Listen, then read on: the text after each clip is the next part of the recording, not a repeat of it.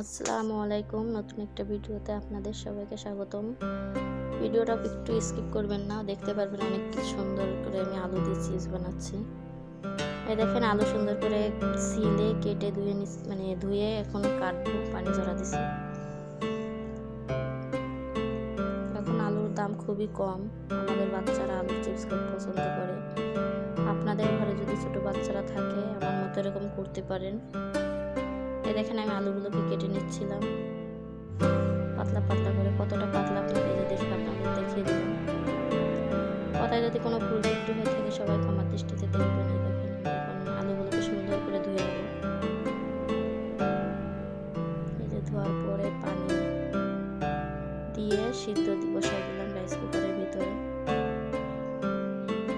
80% সিদ্ধ করে নেব। তারপরে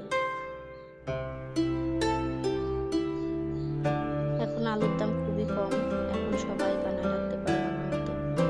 এই দেখেন সিদ্ধ করা হয়ে গেছে। এখন হচ্ছে আমি রোদ্রে দিতে চলে আসছি।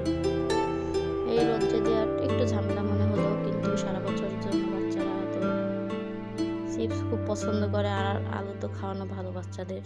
দেখেন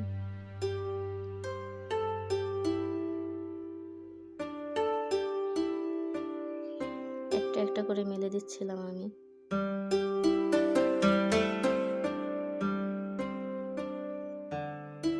তিনটা ছেলে মেয়ে খুব পছন্দ করে।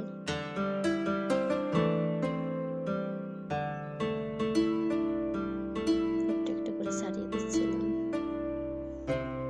এই যে হচ্ছে 2টা ডালাই দিছি, উপরে অবশ্য আরো দিয়েছি 2 ডালাই, সেটা অবশ্য ভিডিও করা হয়নি। মোট 2.5 কেজি 3 কেজি আলুর মতো করা হয়েছে। আমি 2 দিন বসে আবার এই যে হচ্ছে মাঝখানের টাইমে রোদ্রের থেকে উল্টাই দিচ্ছিলাম, মানে 1-2 ঘন্টা রোদ্রে থাকার পর আমি উল্টাই দিছি একটা একটা করে।